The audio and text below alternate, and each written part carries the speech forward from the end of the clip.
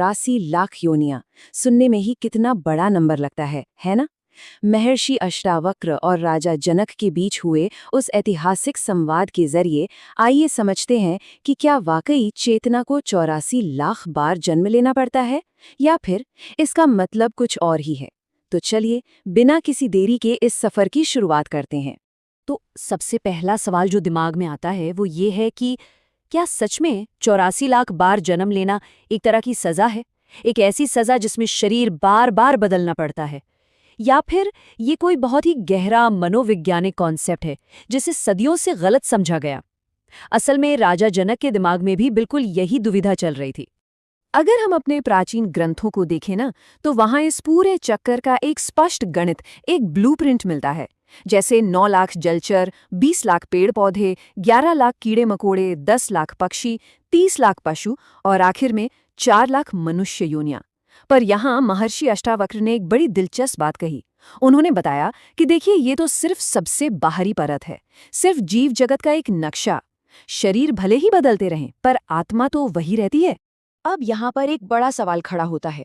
राजा जनक ने पूछा कि जब आत्मा इतनी शुद्ध है, इतनी पवित्र है, तो उसे इन सब रूपों में भटकने की क्या जरूरत है? अष्टावक्र जी का जवाब एकदम स्पष्ट था, क्योंकि आत्मा अपना असली रूप भूल चुकी है। इस भूल को ही अज्ञान कहते हैं, और इसी अज्ञान से हमारे कर्म बनते हैं, जो बिल्कुल एक बीज की तरह काम करते हैं, और हर बीज एक नया जन्म तय कर देता है। चलिए इसको थोड़ा और आसानी से समझते हैं। अष्टावक्र जी इस चक्र को किसी सजा की तरह नहीं, बल्कि आत्मा के विकास की एक बड़ी पाठशाला की तरह देखते हैं। सोचिए, पहले पेड़ बनकर धैर्य यानी सब्र रखना सीखना, फिर कीड़ा बनकर जिंदा रहने का संघर्ष सीखना, फिर पक्षी बनकर आजादी को महसूस करना, और उसके बाद पशु बनकर बिना किसी बुद्धि के प्रेम, गुस्सा और डर जैसी भावनाओं को अनुभव करना। हर जन्म में कुछ नया सीखना है। और इन लाखों कक्षाओं को पास करने के बाद आत्मा पहुंचती है उन 4 लाख मनुष्य योनियों तक। और ध्यान दीजिएगा, ये कोई छोटी मोटी बात नहीं है। ये मौका आत्मा को सिर्फ तभी मिलता है जब वो बस पेट भरने और जिंदा रहने की जद्दोजहद से ऊपर उठने के लिए पूरी तरह तैयार हो जाती है। ये चेतना के विकास का एक बहुत बहुत बड़ा पड़ाव है। पर आत्मा तैयार हो चुकी है, ये पता कैसे चलेगा? इसके लिए अष्टावक्र जी ने एक कुत्ते की बड़ी दिलचस्प कहानी सुनाई थी। एक कुत्ता था जिसे एक साधु ने पाला। उस साधु के पास रहकर उस कुत्ते ने पहली बार शांति और प्रेम का एक अलग ही स्तर अनुभव किया, और उसी अनुभव ने उसे अगले जन्म में मनुष्य बना दिया।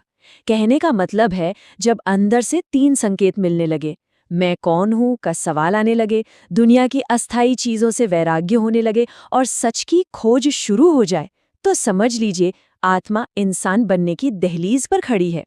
तो इन पूरी 84 लाख योनियों में सिर्फ मनुष्य का रूप ही इतना खास क्यों है? एक शब्द में कहूँ तो विवेक। देखिए, पशु खा सकता है, पक्षी उड़ सकता है, पर सिर्फ इंसान ही अपने खुद के अस्तित्व पर, अपनी मौजूदगी पर सवाल उठा सकता है। और ये विवेक ही वो अकेली चाबी है जो मोक्ष का दरवाजा खोल सकती है। लेकिन इस बात ने राजा जनक के दिमाग में एक और गहरा सवाल डाल दिया। उन्होंने सोचा, अगर इंसान के पास विवेक की इतनी बड़ी ताकत है, तो फिर हम वापस कीड़े मकोड़े या पशु की योनि में क्यों गिर जाते हैं? आखिर लोग इतने बड़े मौके को गंवा क्यों देते हैं? और इसका कारण ना हमारे बिल्कुल भीतर छुपा है, हमारे अपने मन में। अष्टावक्र जी समझाते हैं कि जब हम अपने विवेक को साइड में रखकर सिर्फ मन के पीछे भागने लगते हैं, सिर्फ शारीरिक सुख, लालच या गुस्से में डूब जाते हैं, तो असल में हम किसी निचली योनि के कर्म जमा कर रहे होते हैं। शरीर भले ही इंसान का हो, पर जिंदगी किसी पशु जैसी बन जाती है, और यही चीज आत्मा को वापस उसी चक्कर में फंसा देती है। तो इस जाल से बचा कैसे जाए? अष्टावक्र जी यहाँ 3 बिल्कुल स्पष्ट रास्ते बताते हैं: विवेक, वैराग्य और आत्मज्ञान। क्योंकि हमारा सबसे बड़ा युद्ध किसी बाहर के मैदान में नहीं चल रहा, बल्कि हमारे बिल्कुल अंदर चल रहा है। ये युद्ध है हमारे मन के भ्रम और आत्मा के परम सत्य के बीच, और जो इस आंतरिक लड़ाई को जीत लेता है ना, बस वही मुक्त होता है। अब ध्यान दीजिएगा, क्योंकि यहाँ कहानी में एक बहुत बड़ा ट्विस्ट आने वाला है। ठीक जब हमें ये बायोलॉजी और कर्म का पूरा चक्कर समझ आने लगता है, राजा जनक अपना आखिरी और सबसे जरूरी सवाल पूछ लेते हैं। और यहाँ अष्टावक्र जी जो जवाब देते हैं ना, वो इस पूरी फिलॉसफी को देखने का नजरिया ही पलट कर रख देता है। अष्टावक्र जी उस सबसे बड़े रहस्य से पर्दा उठाते हैं। वो कहते हैं कि ये 84 लाख योनियां सिर्फ भौतिक शरीर नहीं है। यही तो सबसे खास बात है। ये असल में हमारे मन की, हमारी चेतना की अनगिनत स्थितियां हैं, जिनसे हम आज अभी इसी जीवन में गुजर रहे हैं।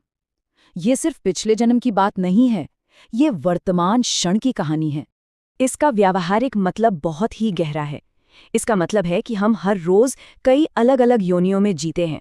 सोचिए, हम शरीर से तो इंसान हैं, पर जब हम अज्ञान में होते हैं तो मानसिक रूप से हम पशु की अवस्था में होते हैं। जब हम बहुत ज्यादा गुस्से में होते हैं तो हम राक्षस की अवस्था में होते हैं। तो योनि सिर्फ जन्म नहीं है, ये हर पल की हमारी मानसिक अवस्था है। तो इस पूरी चर्चा का सबसे बड़ा और सबसे गहरा निष्कर्ष क्या है?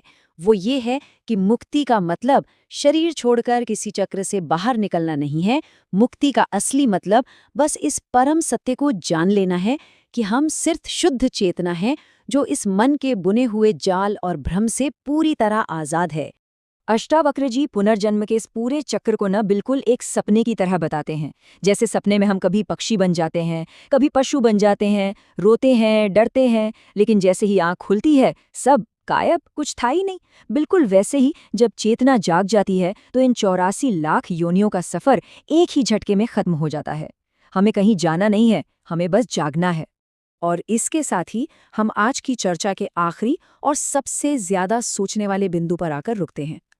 अगर हमारी वर्तमान मानसिक अवस्था ही हमारी वास्तविकता तय कर रही है, तो इन लाखों मानसिक अवस्थाओं में से इस वक्त अभी हम सक्रिय रूप से किस अवस्था को चुन रहे हैं?